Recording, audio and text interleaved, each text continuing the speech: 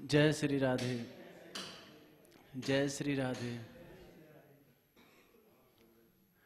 आगमोपः प्रजादेशः कालः कर्म च जन्म च ध्यानम मंत्रोत संस्कारो दशैते गुण हेतवः। एकादश स्कंद में 13वें अध्याय के चतुर्थ श्लोक में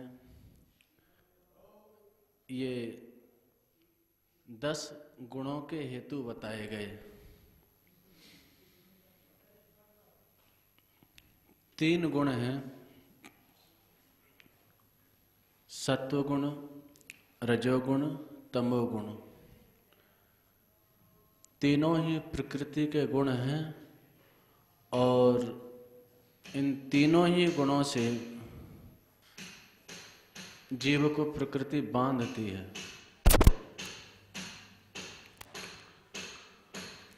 सत्वगुण के माध्यम से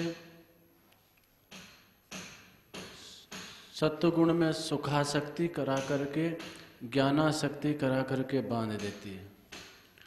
तत्र सत्वम निर्मलत्वात् प्रकाशकम अनामयम सुख संगेन बध्नाति ज्ञान संगेन भारत।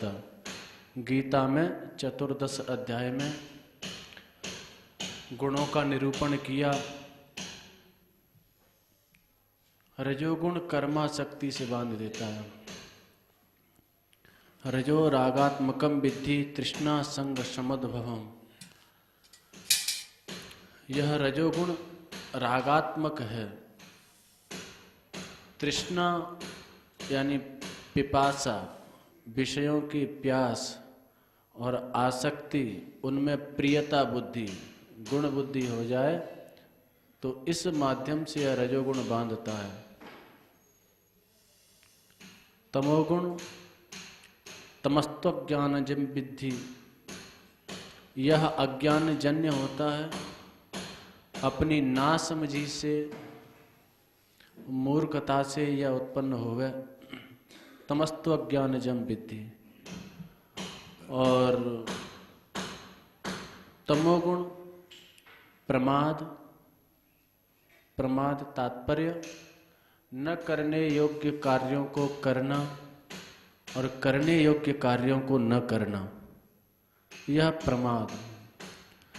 तो प्रमाद की वृत्ति से आलस्य और निद्रा, इनसे तमोगुण बांध देता है।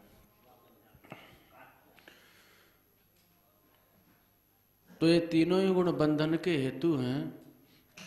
इनमें तमोगुण अत्यंत घातक है। तमोगुणी व्यक्ति तो आत्मकल्याण के विषय में सोच भी ना सके। शरीर से ऊपर कुछ वह सोच भी नहीं सकता। जैसे पशुओं की बुद्धि होती है सीमित, शरीर तक केवल। तमोगुण में केवल फलाकांक्षा, केवल एक दिवा स्वप्न जिसको कहते हैं, अविलसन्नपि, केवल वह सपने देखता रहता है। मैं यह हो जाऊं, मुझे यह प्राप्त हो जाए, करना नहीं चाहता। पड़े पड़े ही सब कुछ प्राप्त करना चाहता है। तमोगुण से आगे बढ़ा, रजोगुण में प्रवृत्ति भई तो अभिलाषा के साथ में कर्म में भी प्रवृत्ति हो गई, कर्मठता भी आ गई। कुर्वन्नपि अभिलसन्नपि, चाह रहा है और उसके साथ कर्म में भी प्रवृत्त हो रहा है।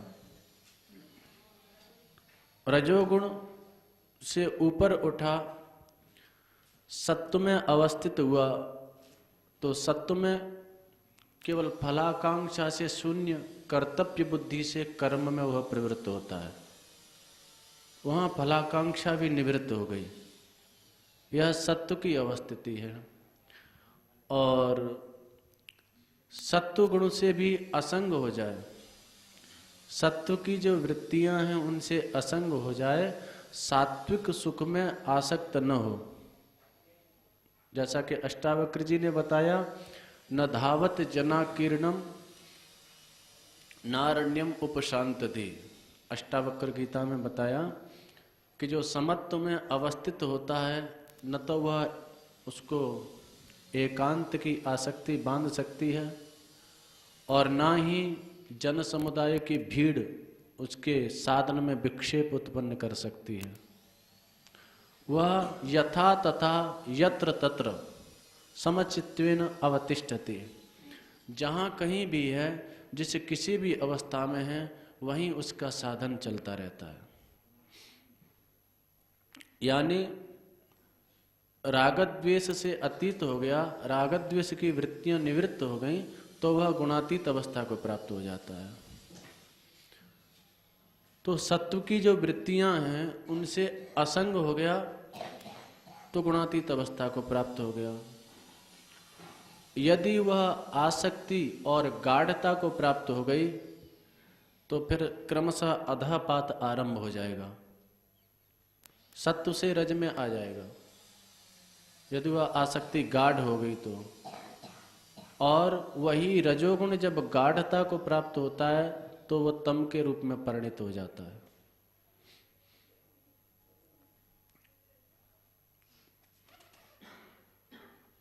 तो सत्व की आसक्ति गाढ़ता को प्राप्त हुई, रज में परिणित हो गई। रज जब गाढ़ता को प्राप्त हुआ तम में परिणित हुआ।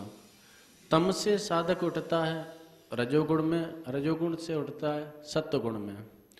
तो आरंभ में सत्वगुण से रजोगुण की और तमोगुण की वृत्तियों को मार देना चाहिए। सत्वेन रजस्तमो हन्यात्, अथवा एकादश स्कंद के 25वें अध्याय में बताया, रजस्तमश्चाभिजयेत सत्व संसेवया मुनि, सत्वम चाभिजयेत युक्तो नैरपेक्षेण युक्तधि। रजस्तम की वृत्तियों को सतोगुण की वृत्ति से मार दे और अंत में सतोगुण को भी निरपेक्ष भाव से सत्वम चाभिजयेत युक्तो असंग हो जाए सत्व की वृत्तियों से, तो सत्व भी निवृत्त हो जाएगा और वह गुणातीतावस्थापन्न हो जाएगा।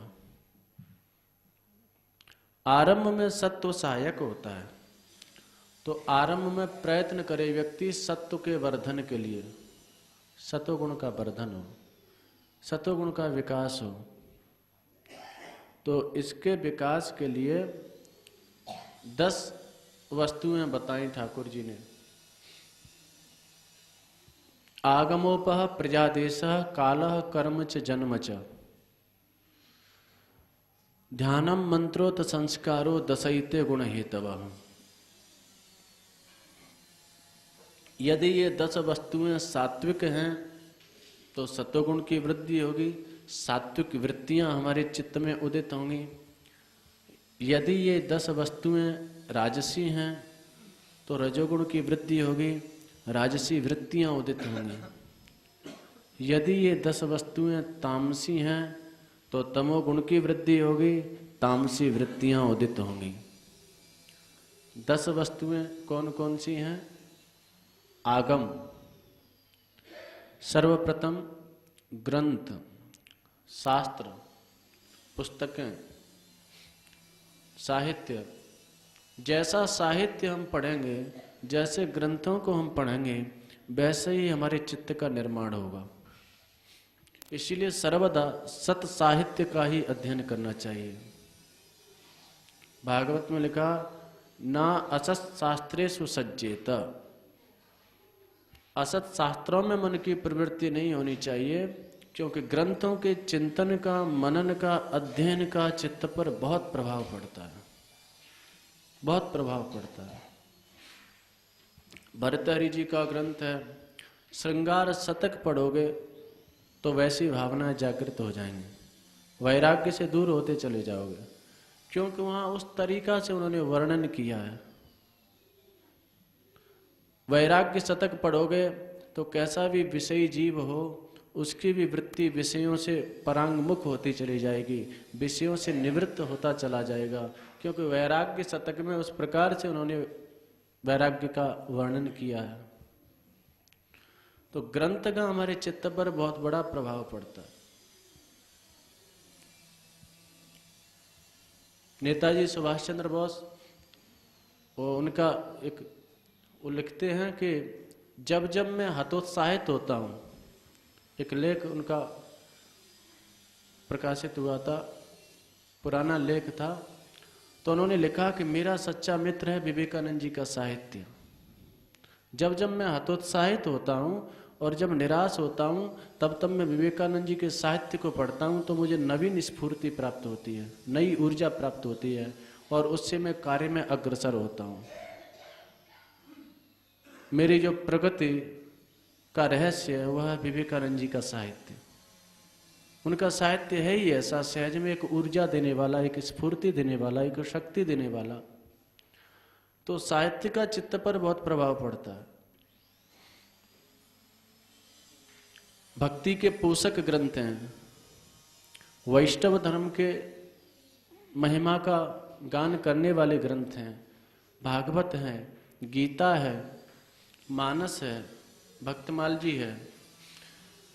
इनका अध्ययन करेंगे, सहज में चित्तवृत्ति ठाकुर जी में लगेगी। कई लोग कहते हैं कि भाई हम तो संस्कृत नहीं पढ़े, फिर इन ग्रंथों को कैसे हमारा प्रवेश हो? तो आवश्यक नहीं है। यदि संस्कृत जानते हैं तो संस्कृत के ग्रंथों को पढ़ो, भागवत गीता आदि। संस्कृत नहीं जानते तो निराश नहीं होना चाहिए। भागवत जी का ये अनुवाद है रामचरितमानस, भिन्न नहीं है। भक्तमाल जी इतना सरस ग्रंथ, इन महापुरुषों की वाणियाँ, सूरदास जी की विनय पत्रिका, ये भागवत गीता रामचरितमानस आदि से पृथक नहीं है, वही सिद्धांत हैं। शब्दावली का भेद है केवल, सिद्धांत वही है, भाव वही है। तुलसीदास जी की विनय पत्रिका। तो यूँ निराश नहीं होना चाहिए कि हम संस्कृत नहीं पढ़े तो हमारा ग्रंथों में प्रवेश ही नहीं है। इन ग्रंथों का मनन करना चाहिए, चिंतन करना चाहिए। तुम्हारी भक्ति कोई लीन करने वाला नहीं है, ये भी ध्यान करना। ग्रंथ का एक ओरछा में एक कवि हुए हैं, केशव कवि जी। केशव कवि जी ओरछा में एक हुए हैं। गोसाई जी की कृपा प्रसाद से इन्होंने रामचंद्र का ग्रंथ की रचना की थी। इनको ब्रह्म राक्षस की सिद्धि थी। तो गोसाई जी से मिलने के लिए ये गए, गोसाई तुलसीदास जी से। थोड़ा सा विद्या का मद था ही, तो गोसाई जी के सेवक से इन्होंने प्रार्थना की कि हम गोसाई जी से मिलना चाहें। तो गोसाई जी ने कुटिया में से कही कि प्राकृत कवि केशव को आने दो। तो केशव जी बड़े लज्जित हुए।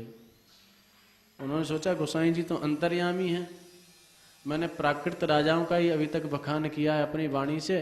तो गोसाई जी ने कहा प्राकृत कवि को आने दो, तो मैं प्राकृत रचना को छोड़ करके कोई अप्राकृतिक रचना करके ही गोसाई जी के समीप में आऊंगा। गया, रात्रि में ब्रह्म राक्षस को बुलाया और बोले कोई ऐसी शक्ति दो जिससे मैं कोई अप्राकृतिक रचना कर सकूं। तो ब्रह्म राक्षस सिद्ध था। केशव जी ने रामचंद्रिका की रचना की, जहाँ में बड़े ही उत्तम स्वरूप से वैराग्य को निरूपण किया गया। वैराग्य पर का ग्रंथ रामचंद्रिका की रचना की। द्वितीय दिन गोसाई जी के समीप में आए, सेवक से प्रार्थना करी गोसाई जी से मिलना चाहें। तो गोसाई जी ने कही भूत कवि केशव को आने दो। गोसाई जी तो अंतर्यामी थे, बोले भूत की कृपा से ग्रंथ लिख दियो जहाँ में जाको अपनों कहा वैशिष्ट। तो पुनः बड़े लज्जित हुए, गोसाई जी के चरणों में प्रणत हुए। तो वह ग्रंथ जो रामचंद्र का लिखा, अब ओरछा का प्रत्येक जो नगर निवासी था उस ग्रंथ को पढ़ने लग गया और वैराग्य का ऐसा निरूपण किया कि जितने भी ओरछा निवासी थे सबका मन घर गृहस्थी से हटने लग गया। अब तो सबके हाथ में वही ग्रंथ है, न कोई काई से बात करे, न कोई अपनी पत्नी से बात करे, न कोई अपने बच्चों की ओर देखे, सबरे महात्मा बनने लग गए। अब तो जो घर वाले लोग थे सब दुखी हवे लग गए। उनकी पत्नियां थीं, बच्चे थे कि ये केशव कक्का जी ने क्या किया। कक्का जी कहते थे उनसे, कक्कू जी ने ये क्या किया, ऐसा ग्रंथ बना दिया कि उस ग्रंथ को पढ़ करके सबरे बाबा जी भय जा रहे हैं। तो अब तो वो जो वहाँ की महिलाएं थीं वो खींचने लग गई।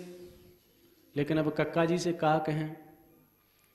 तो एक दिन एक महिला वो बकरे को ले जा रही थी बांधने के लिए, बकरे को बांधने के लिए ले जा रही थी, तो वहीं कुछ बकरियों का झुंड था, तो उस झुंड की ओर बकरा भागने लग गया। तो बार बार उसको खींचे बांधने के लिए और वह उधर भागे। तो वहाँ ने खींच करके एक कवित्त कहो, वहाँ केशव कक्का जी वहाँ से निकल रहे थे, तो खींच के एक कवित्त कहो, बोले मोरे कहें तू अबे नहीं मानत, तू फिर नेक इते न चितई है, भूमि में आंख बनावत मैटत, पोथिए कांख दिए दिन जई हैं, सांची हो भासत मोह दद्दा की सो, प्रीतम की गति तोरियऊ हुई हैं, मोत्सों कहा इठलात अजासुत, कहियों ककाजू सो तो वह पढ़ी हैं। बोले अभी तू नहीं मान रहा, कक्का जूसू कह दूंगी तो ऐसी पढ़ाई पढ़ा देंगे जैसे हमारी प्रीतम की गति है गई है। अब वो दिन रात कभी पृथ्वी पर अक्षर बनाते रहते हैं, मिटाते रहते हैं, पोती पन्ना काक में दबाए रहते हैं, न कहीं से बात करें न कहीं बैठें। ऐसी तेरी हालत है जाएगी यदि हमने कक्का जी से कह दी तो। मोसों कहा इटलात अजासुत, कहियों कक्काजू सो तो हुए पढ़ी हैं। कक्का जी वहाँ से निकल रहे तो कक्का जी ने देखा अरे राम ये तो बड़ी निराश हैं, बड़ी दुखित हो रही हैं, दया आ गई। तो उन्होंने फिर श्रृंगार परक ग्रंथ लिखा, रसिक प्रिया ग्रंथ का नाम रसिक प्रिया। उसमें श्रृंगार का वर्णन किया। अब तो रामचंद्र का छोड़ के सबरे जो ओरछा निवासी है वो रसिक प्रिया पढ़वे लग गए, और रसिक प्रिया जब श्रृंगार की गाथाएं पढ़वे लग गए तो पुनः वो सर्वे अपनी पूर्वावस्था को प्राप्त होवे लग गए। सब अपने अपने घर आवे जावे लग गए, पत्नियों से बातचीत करवे लग गए। तो कहने का तात्पर्य ग्रंथ का, साहित्य का चित्त पर ऐसा प्रभाव पड़ता है। वैराग्य परक ग्रंथ पढ़ा, वैराग्य के भाव उदित होने लग गए। श्रृंगार परक ग्रंथ पढ़ा, श्रृंगार के भाव उदित होने लग गए। तो आगमोपह प्रजादेशा, इसलिए सत्वगुण की वृद्धि के लिए सात्विक ग्रंथों का अध्ययन अवश्य करना चाहिए।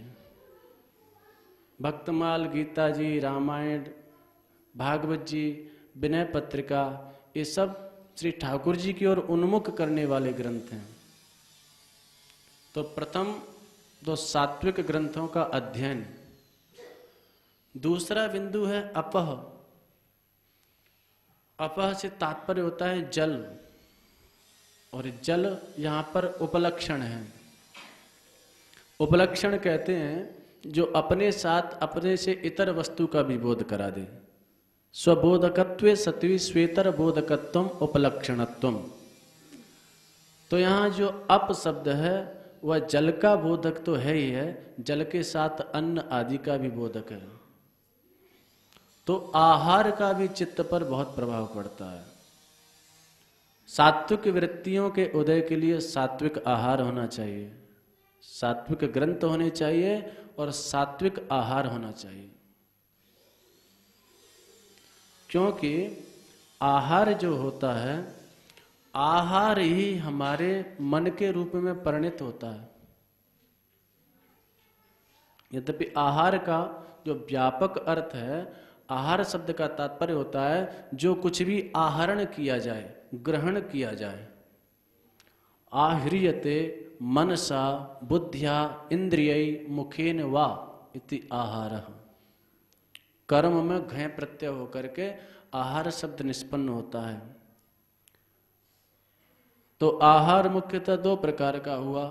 सूक्ष्म आहार, इंद्रियों के द्वारा नेत्र से हम क्या देख रहे हैं उसका हमारे चित्त पर क्या संस्कार पड़ रहा है, कानों से हम क्या सुन रहे हैं उसका हमारे चित्त पर क्या प्रभाव पड़ रहा है, क्या स्पर्श कर रहे हैं उससे हमारे चित्त पर क्या प्रभाव पड़ रहा है, बुद्धि से क्या चिंतन कर रहे हैं, मन से क्या स्मरण कर रहे हैं, यह सूक्ष्म आहार है। आह्रियते मनसा बुद्ध्या इंद्रियैर्वा मुखेन वा इति आहारम। तो जो आहृत किया जाए, जिसका आहरण किया जाए, उसको आहार कहेंगे। दूसरा स्थूल आहार होता है भोजन आदि। तो यह इस आहार में भी सावधानी आवश्यक है।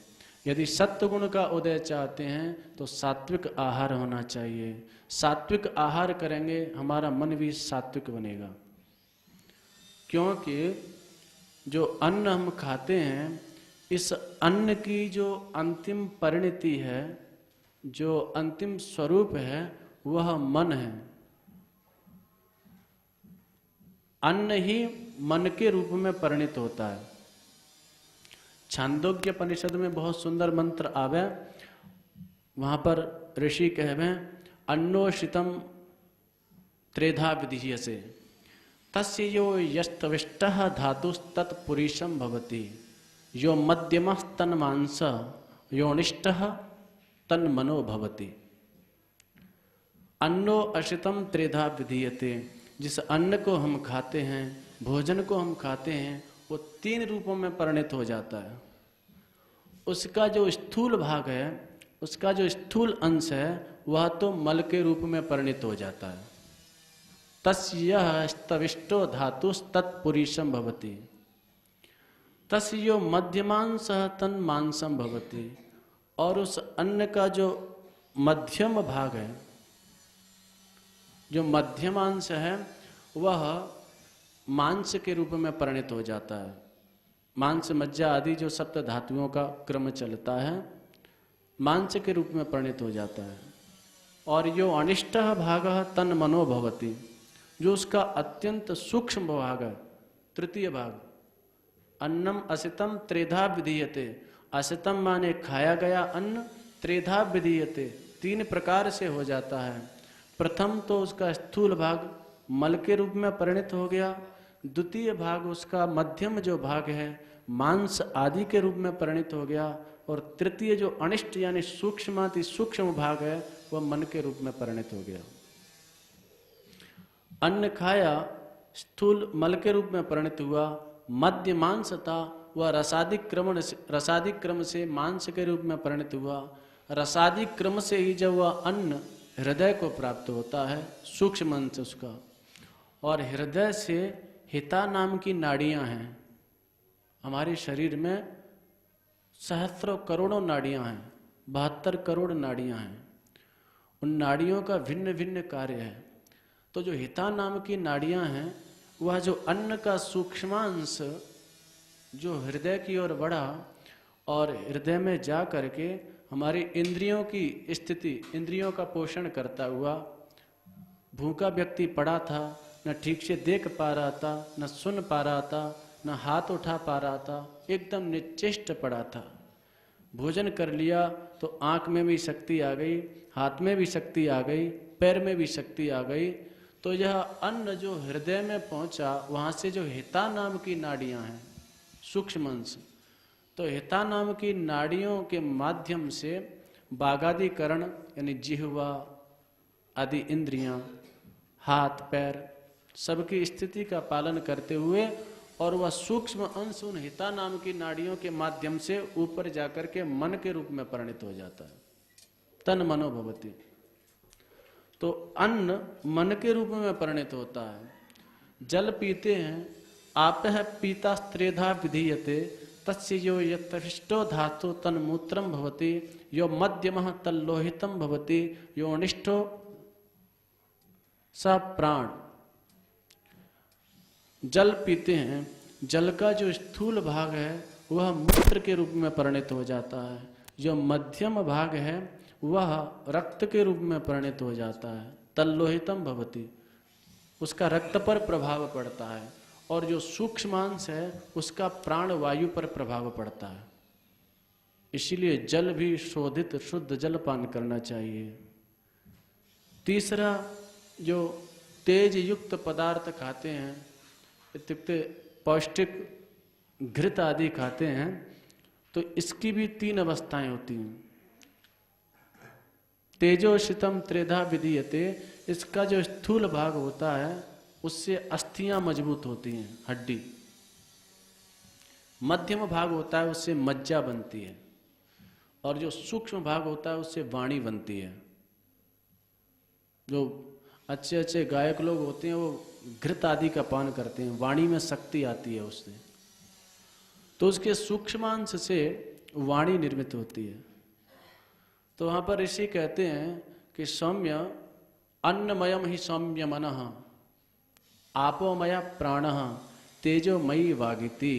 हमारा मन जो है वह अन्नमय है, अन्न की ही परिणति है मन। तेजोमय पदार्थ की परिणति है वाणी, और जल की परिणति है प्राण।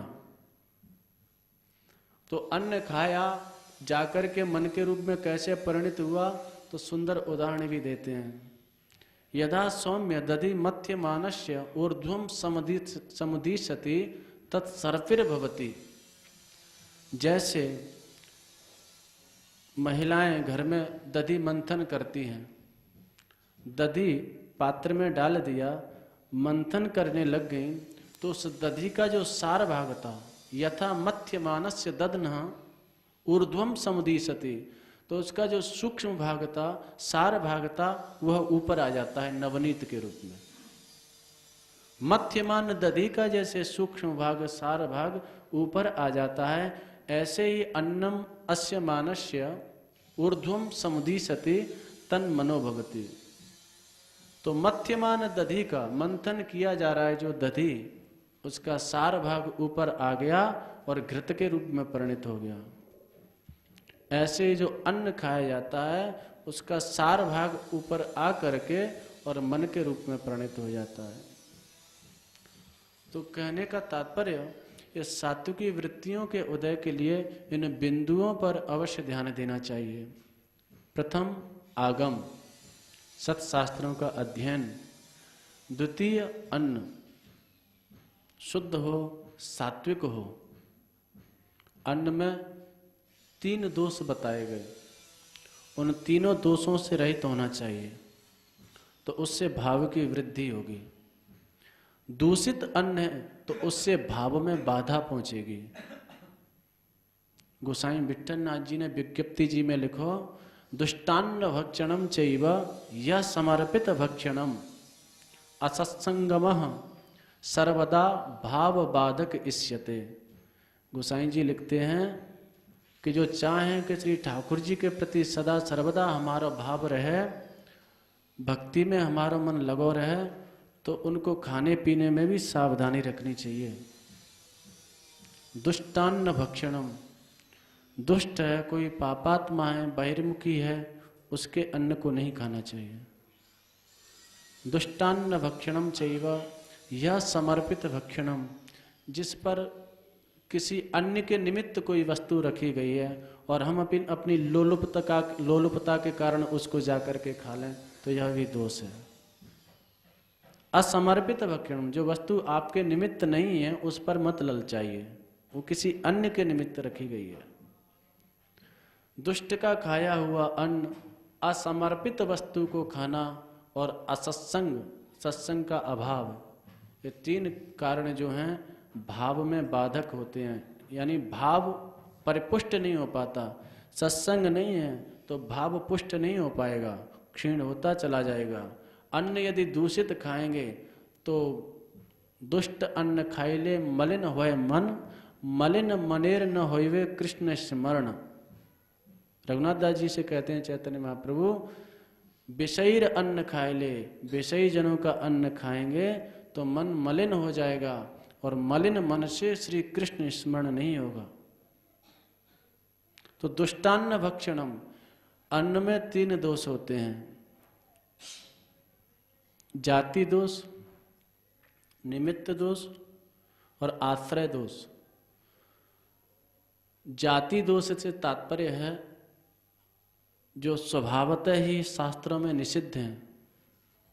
जैसे भगवान ने गीता में कहा, यात यामम गतरसम पूति परियुषतम चेत उच्चिष्टमपि चामिद्यम भोजनम तामस प्रियम। ये जो तामस आहार है, यात यामम अधपका, गतरसम सड़ गया हो, रस रहित हो गया हो, पूति दुर्गंध युक्त हो, प्याज लहसुन आदि, पर्युषितम बासी भोजन, उच्चिष्ट जूठा नहीं खाना चाहिए। लेकिन वैष्णवों का जूठा, गुरुजनों का जूठा, वह तो भाव की वृद्धि कारक है। ये उच्चिष्ट पद की व्याख्या में चक्रवर्ती जी लिखे कि यहाँ पे गुरुजनों को और वैष्णवों को नहीं लेना चाहिए। सामान्य जो परस्पर में जूठा मीठा खाते हैं, अथवा जो गिद्ध भोजन चलता है आजकल, बफर सिस्टम जिसको कहते हैं, वो गिद्ध भोजन, तो जूठा सूठा उठा रहे हैं, खा रहे हैं, ये भाव बाधक है। तो उच्चिष्टम चामिध्यम, अमिध्य से तात्पर्य है मांस, शराब, अंडा आदि, ये तामस भोजन है। तो इनमें जातीय दोष है। शास्त्रों में जो निषिद्ध वस्तुएं हैं उनके सेवन से हानि होती है, तो यह जाति दोष हुआ, स्वाभाविक ही जो दुष्ट हैं। दूसरा निमित्त दोष होता है। निमित्त दोष से तात्पर्य आप किसी जिसकी नीयत ठीक नहीं है, ऐसे व्यक्ति की दृष्टि पड़ गई भोजन पर, कुत्ता आदि की दृष्टि पड़ गई, व्यभिचारिणी स्त्री के द्वारा देखा गया भोजन या छुआ गया भोजन, तो ये भावबाधक सिद्ध होते हैं। तो यह निमित्त दोष है। और तीसरा दोष है आश्रय दोष। अब जो भोजन कर रहे हैं वो अन्न किसका है, कौन कराने वाला है, ये आश्रय दोष है। क्योंकि जो व्यक्ति पाप कर्म करता है, अशुभ आचरण करता है, तो स्मृतियों में ऐसा वर्णन है कि मनुष्य का वह पाप उसके अन्न में प्रतिष्ठित हो जाता है। तो यो ही यस्यान्नम अस्नाति सो स्नुते तस्य किल विषम, दुष्कृतम ही सर्वभूतानाम तेषाम अन्य प्रतिष्ठिति। आंगिरस स्मृति का वाक्य है, पद्म पुराण में भी आता है कि सभी प्राणियों का जो दुष्कृत है, जो पाप है, वह उनके अन्न में प्रतिष्ठित रहता है। तो यो ही यस्यान्नम अस्नाति सो सुनते तस्य किल विषम, तो जो जिसका अन्न खाता है समझो उसके पाप का भक्षण कर रहा है। हत्या हत्या सब कहें, हत्यारे से डराएं, और बड़े हत्यारे वे जानिए, जे हत्यारे इनके खाएं। बिहारिंदास जी को दोहा है। तो आश्रय दोष आता है, यह अन्न किसका है, कोई बहिर्मुखी जीव तो नहीं है, कोई सकामी तो नहीं है। सकामी का अन्न भी घातक होता है। जैसे भक्तमाल जी में कथा आवे रैदास जी महाराज की। रैदास जी पूर्व जन्म में श्री रामानंदाचार्य जी के शिष्य थे। इस जन्म में भी रामानंदाचार्य जी का ही अनुगत्य प्राप्त हुआ, परंतु यह द्वितीय जन्म जो उनको लेना पड़ा, चर्मकार के यहाँ जन्म लेना पड़ा, इसमें सकामी का अन्न ही कारण था। रामानंदाचार्य जी के यहाँ ब्रह्मचारी थे, प्रतिदिन भिक्षाटन करके लाते थे। एक चर्मकार था, वाकई मन में ऐसी अभिलाषा ही कि कैसे भी मेरा यह अन्न रामानंदाचार्य जी के समीप में पहुंच जाए। वाकई कोई छोरा नहीं हो रहा हो तो कई ने बताई कि तू रामानंदाचार्य जी को प्रसाद पवा दे, तेरा छोरा आ जाएगा। तो छोरा की कामना थे, माने बहुत प्रयत्न किया, परंतु जो ब्रह्मचारी जाते थे वह ब्राह्मणों के घर से भिक्षा लेकर के, और वह शुद्ध सात्विक जो ब्राह्मण थे उनके यहाँ से भिक्षा लेकर के चले आते थे। तो उसने सोचा क्या उपाय करूं जिससे मेरे घर का अन्न वहाँ पहुँच जाए और मेरे छोरा हो जाए। वह साधु सेवा से, वैष्णव निष्ठा से कोई मतलब नहीं, वह तो छोरा चाहिए। छोरा की कामना से वह अन्न दे रहा था। वो बड़ा पैसे वाला था। तो मैंने कहा कि वो एक बनिया को कुछ पैसा दे दिए, और बनिया से कही भैया मेरे घर से तो ये भिक्षा लेंगे ना, तू अपने यहाँ की भिक्षा कह के मेरे यहाँ के अन्य कैसे भी स्वामी जी की सेवा में पहुँचा दे। एक दिन वह ब्रह्मचारी बालक भिक्षा लेने के लिए आए। बहुत वर्षा आरंभ हो गई, बहुत वर्षा हो रही थी। तो वही बनिया की दुकान के समीप में वो खड़े थे। काफी समय हो गया तो बनिया ने कही, अरे ब्रह्मचारी जी अब आगे कहाँ जाओगे, कीचड़ हो गई है, वर्षा हो रही है, आज यहीं से भिक्षा ले जाओ। ब्रह्मचारी ने कहा, जैसी हरी इच्छा, ये तो बनिया है, बनिया तो दुज में ही आते हैं, चलो आज यहाँ से भिक्षा लिए जाते हैं। और बनिया ने वही सकामी चर्मकार का अन्न दे दिया ब्रह्मचारी जी को। ब्रह्मचारी जी लेकर के पहुँचे, भोजन बनाया और बना करके ठाकुर जी को निवेदित किया। तो रामानंदाचार्य जी को अनुभव हो गया ऐसा कि भोजन में कुछ दोष है। ब्रह्मचारी को बुलाया, अरे ब्रह्मचारी आज ये भिक्षा कहाँ से लाया? बोले वो वैश्य के यहाँ से लाया। बोले नहीं, ये वहाँ की भिक्षा नहीं है, भक्त के घर की भिक्षा नहीं है, ये ठीक से पता करो, ये भिक्षा किसी सकामी का अन्न तो नहीं है। तो जा कर के पता किए तो वो चर्मकार ने इस भावना से दिया था कि मेरा छोरा हो जाए। बोले अरे उस सकामी का अन्न ले लिए, उस सकामी का अन्न पाओगे, अब उसकी कामना पूर्ण करनी पड़ेगी तुमको उसका छोरा होना पड़ेगा, उसका पुत्र होना पड़ेगा। तो सकामी का अन्न लाने से, सकामी के यहाँ से अन्न लाए रैदास जी पूर्व जन्म में, तो फिर रैदास जी को उस चर्मकार के यहाँ पुत्र के रूप में प्रकट होना पड़ा। और जन्म लेते ही रैदास जी ने, जैसे जन्म लेते ही मैया दुग्ध पिलावे, अपनी मैया को दूध नहीं पियो, कि पहले जन्म में मैंने एक दिन भिक्षा कर ली तो मुझको यहाँ आना पड़ो, और अब मैं फिर दूध पियेंगो, यहाँ खाऊंगो पियेंगो तो फिर पता नहीं मेरी क्या हालत होगी। तो कई दिन हो गए बच्चा दूध ही नहीं पी रहा है, सब घबरा गए, अरे राम जी ये क्या हुआ।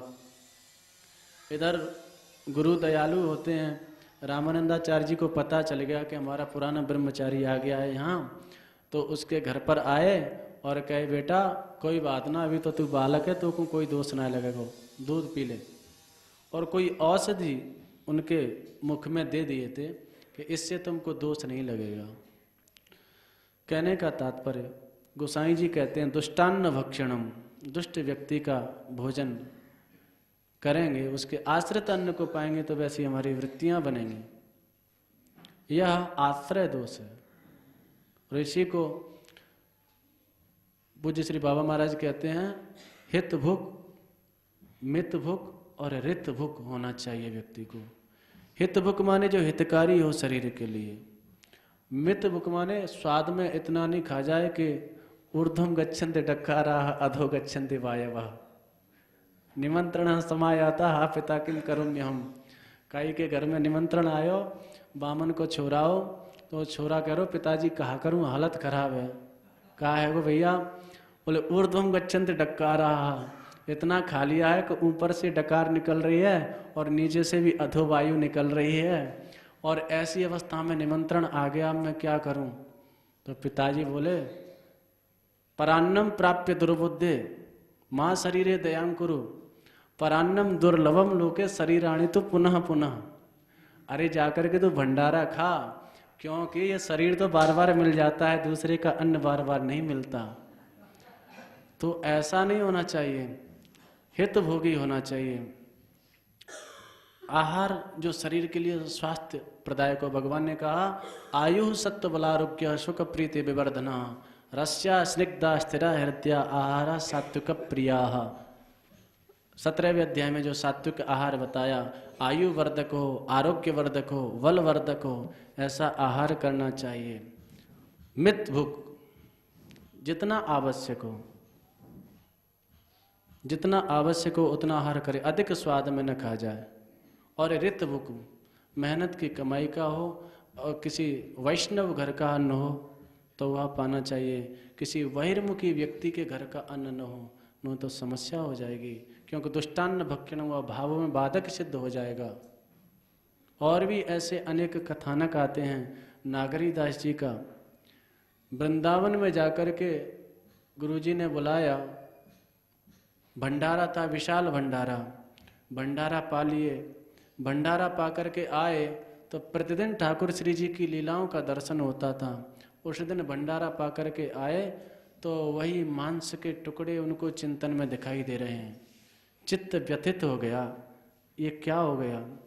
गुरुदेव से जाकर के पूछा, गुरुदेव यह भंडारा किसने कराया? तो पता चला वह कोई वैद्य थे राजस्थान के, जिन्होंने राजवैद्य थे, राजकुमारी को गर्भिणी हो गई थी, अविवाहित अवस्था में ही वह गर्भिणी हो गई थी। तो राजमाता के कहने से राजवैद्य ने कुछ ऐसी औषधि दी जिससे उसका गर्भस्राव हो गया, और प्रसन्न होकर के राजमाता ने बहुत धन दिया। तो उस धन से वैद्य जी ने वृंदावन में भंडारा कराया, सारे महात्माओं की टाँट पे वह पाप पटक दियो, और नागरी दास जी ने वह भोजन कियो। तो वही मांस के टुकड़े, क्योंकि गर्भस्थ शिशु की हत्या हुई थी, उस अन्न में वह हत्या छिपी हुई थी। तो कहाँ ठाकुर श्री जी की लीलाओं का चिंतन होता था, कहाँ मांस के टुकड़े दिखाई दे रहे। तो गुरुदेव ने कही भैया ये तो यहाँ ने आके भंडारा कर दियो, अब नागरी दास जी आप यहाँ से दौड़ लगा करके बरसाने की ओर जाओ, और जब तक यह अन्न को रस अवशिष्ट रहेगो आपके शरीर में तब तक ठाकुर श्री जी की लीलाओं को अनुभव ना होगो। या को रस एकदम सूख जाए। दौड़ करके आए, 2 दिन तक भोजन नहीं किए, वह अन्न का रस एकदम सूख गया, नष्ट हो गया उसका प्रभाव। तब पुनः ठाकुर श्री जी की लीलाओं की अनुभूति आरंभ भई। तो यह अन्न का दोष है। आगमोपह प्रजादेशा, तो कहने का तात्पर्य सात्विक वृत्ति के उदय के लिए ये वस्तुएं भी सात्विक होनी चाहिए। आगम शास्त्र सात्विक सदग्रंथों का अध्ययन करना चाहिए। दूसरा बिंदु है अपह माने अन्न, अन्न भी शुद्ध हो, सात्विक हो। भगवान ने गीता में बताया आयु सत्व बलारोग्य सुख प्रीति विवर्धना रस्या स्निग्धा स्थिरा हृदया आहारा सात्विक प्रिया। 17वें अध्याय में 8, 9, 10 ये श्लोक संख्या प्राप्त होती है। आयु वर्धक, बल वर्धक दुग्ध है, गैया को दूध है, ये पृथ्वी लोक को अमृत है। यक्ष ने पूछी अति युधिष्ठिर जी से, बोले यहाँ अमृत क्या है, किम स्वित अमृतम। तो युधिष्ठिर जी ने कहा सौवो गवामृतम, जो गैया को दूध है ना यह अमृत है। इससे सहज में सात्विकता आएगी, स्फूर्ति आएगी। तो दुग्ध है, फल है, यह आहार सात्विक आहार के अंतर्गत आता है। अत्यंत कटु, कड़वा, अत्यंत तीखा, अधिक मिर्च मसाला, ये जो आहार है ये राजस आहार के अंतर्गत आता है। कट्वम ललमनातुष्ण तीक्ष्ण रुक्ष विदाहन आहारा राज्य सचेष्टा दुख शोकामय प्रदाह। इससे दुख और रोग ही उत्पन्न होते हैं। बासी, रूखा, सूखा, जूठा, यह आहार तामस के अंतर्गत आता है। तो सात्विक वृत्तियों के लिए सात्विक आहार, और सात्विक आहार भी अब घृत आदि सात्विक आहार के अंतर्गत आ रहे हैं। अब ज़्यादा पी गए, ज़्यादा खाए गए, रोग है वो बीमार रह गए, तो वह राजस में परिणत हो जाएगा। क्योंकि दुख शोकामय प्रदा, जो दुख प्रदान करे, जो आमय रोग प्रदान करे, वह राजस आहार है। तो उसकी भी एक सीमा। भूख लगी है, उचित आहार नहीं करोगे, कई लोग भूखे रहते हैं, तो भी शरीर सुरक्षित नहीं रहेगा। ज्यादा कर लोगे तो भी शरीर सुरक्षित नहीं रहेगा। इसलिए युक्ताहार विहारस्य, युक्त जितना अपेक्षित है, जितना आवश्यक है, उतना शुद्ध सात्विक अन्न का सेवन करना चाहिए। और आवश्यकता से अधिक खा लिया तो मर गए, और कम खा लिया तो शरीर की सुरक्षा नहीं हो पाएगी। युक्ताहार विहारस्य 6वें अध्याय का 17वां श्लोक है। यह श्लोक के भाष्य में शंकराचार्य जी ने शतपथ ब्राह्मण का एक मंत्र दिया। यद वह आत्मसंमितम अन्नम तद अवति तन्न हिनस्ति। अपनी जो क्षमता है, क्षमता के अनुरूप जो अन्न है वह रक्षा करता है।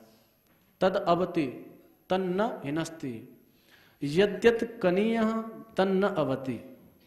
कम खा लिया तो वह पूरी रक्षा नहीं कर पाएगा। कम को तात्पर्य खूब जोर की भूख लगी है, 5-7 रोटी न खाओगे और बाद समय केवल आधा टुकड़ा लेकर रह गए तो शरीर की क्षमता के अनुरूप नहीं रहा। यद्यत कनीय तन्न अवति और यद्यत भूयः तद हिनस्ति। 2 रोटी की भूख है और स्वाद में 6 रोटी डकार गए तो फिर समस्या पैदा हो जाएगी। वह हिनस्ति, वह मार देगा। अत्यभुग पानात, रोग क्यों होते हैं? जो आयुर्वेद में ये भोजन को कारण बताया गया। रोग के 6 कारण बताए आयुर्वेद में। अत्यभुग पानात विषमस्तनाश्च, संधारणात् मूत्रपुरी सेयोश्च, दिवा स्वपात रात्रि जागरणाश्च, षड्भिर प्रकारैः प्रविशन्ति रोगाः। ये 6 कारणों से रोग शरीर में प्रवेश करते हैं। तो उसमें प्रथम कारण है राधेश्याम। हाँ, यहाँ भी रोग तो प्रवेश नहीं कर गया। अत्यभुग पानात, ज्यादा खा लिया, स्वाद ही स्वाद में ज्यादा डकार गए और वाके बाद फिर खूब पानी पी लिया। जल भोजन से पूर्व पीना चाहिए या भोजन के मध्य में पीना चाहिए? भोजन के अंत में कुछ क्षण बाद, आधा घंटे के विराम बाद जल पीना चाहिए। अत्यभुग पानात,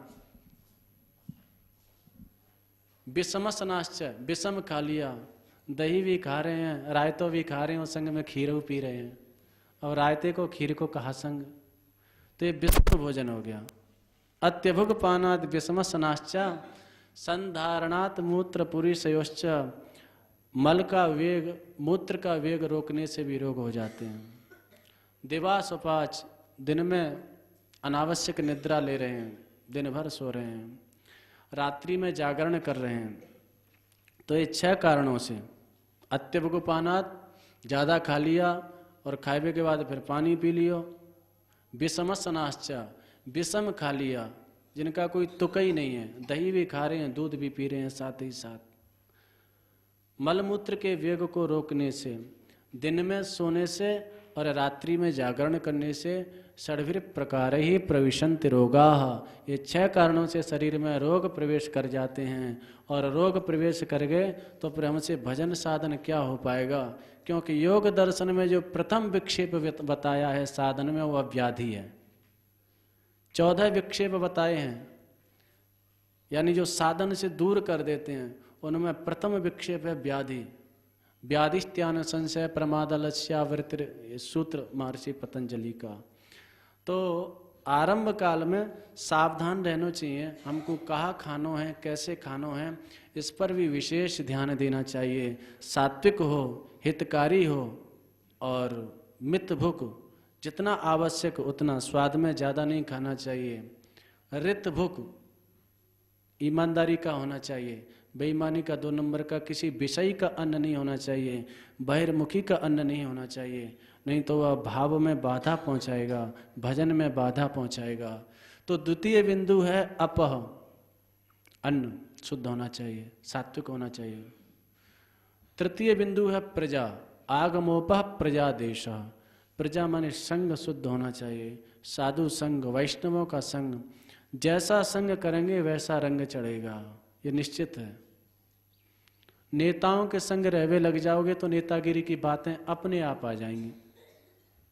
जुआरी को संग करवे लग जाओ तो वो ताश खेलवो और जुआ के जो नियम है वो सब अपने आप सीख जाओगे, कई विद्यालय में जाने की जरूरत नहीं पड़ेगी। संग का बहुत प्रभाव पड़ता है, तो सत्संग, सत्पुरुषों का संग करना चाहिए। और दुर्जन संग, दुस्संग तो सर्वथैव त्याज्य, नारद जी लिखते हैं नारद भक्ति सूत्र में, सर्वथा प्राण त्याग करनो भलो है। गोसाई जी ने विज्ञप्ति जी में लिखो, वरम प्राण त्यागो न तो क्षणमपि तत्संग विगमः। ठाकुर जी के संग से, उनके जनों के संग से दूर होना पड़े या की अपेक्षा प्राण निकल जाए, वह अच्छा है। तो उनके जनों का संग, भगवत भक्तों का संग निरंतर करना चाहिए, उससे यह सात्विकी वृत्तियां हमारी बनेंगी, ठाकुर जी की ओर चलने वाली वृत्तियां बनेंगी। आगमोपह प्रजा देश, देश ऐसा स्थल जहाँ पर निरंतर श्री ठाकुर जी की चर्चा, श्रवण, कथन करने को अवसर मिले, ठाकुर जी को धाम है तो वहाँ वास करना चाहिए। आगमोपह प्रजा देश कालः कर्म च जन्म च, काल भी सात्विक राजस तामस होता है, जैसा प्रातः काल के ब्रह्म मुहूर्त की वेला है या सात्विक वेला है, उस समय श्री ठाकुर जी को चिंतन आदि किया जाए, अध्ययन किया जाए तो अत्यधिक मन उस समय एकाग्र होता है और उस समय सहायता मिलती है काल से भी। कर्म श्री ठाकुर जी को अर्पण करवे के भाव से कर्म किया जाए, असंग भाव से निरहम भाव से जो कर्म किया जाए वह सात्विक कर्म हो जाए। अथवा अपने वर्णाश्रम के द्वारा जो विहित कर्म है, ब्राह्मण योनि में जन्म लिया है तो इसके क्या कर्म है, वर्णाश्रम विहित जो कर्म है वो शुद्ध कर्म, वो सात्विकता की ओर ले जाने वाले हैं। आगमोप प्रजादेश काल कर्म च जन्म च, और जन्म भी इन गुणों के उदय में हेतु होता है। जैसे ब्राह्मण वर्ण में जन्म लिया है तो सहज में ब्राह्मण में सतोगुण का आधिक्य होता है, क्षत्रिय में सहज में रजोगुण का आधिक्य होता है, वैश्य में रजोगुण का प्राधान्य होता है परंतु तमोगुण भी प्रवेश कर जाता है, शूद्र में तमोगुण का आधिक्य होता है। तो जन्म भी गुणों के उदय में हेतु होता है। तो आगमोप प्रजादेश काल कर्म च जन्म च ध्यानम मंत्रोत संस्कारो, ध्यान माने आपका चिंतन कैसा है, मंत्र किसका मंत्र जप कर रहे हैं, कहीं भूत प्रेत पिशाच को मंत्र जप तो नहीं कर रहे, अपने जो वैष्णव मंत्र हैं, महामंत्र युगल मंत्र इनका जप कर रहे हैं। ध्यानम मंत्रोत संस्कारो, और पूर्व के संस्कार भी हेतु होते हैं। यदि पूर्व की ये 9 वस्तुएं हमारी शुद्ध हो गई तो हमारे संस्कार भी शुद्ध हो जाएंगे, हमारी वृत्तियां सात्विक हो जाएंगी। तो सत्वगुण के उदय के लिए इन 10 चीज़ों का ध्यान रखना आवश्यक है। आगमोप प्रजादेशा काल कर्म च जन्म च ध्यानम मंत्रोत संस्कारो दशैते गुण हेतवः। यदि ये 10 वस्तुएं राजसी तो रजोगुण का उदय हो गया, यदि ये तामसी तो तमोगुण का उदय हो गया। इसीलिए ये 10 सात्विक हों ऐसा प्रयत्न करना चाहिए। जय श्री राधे।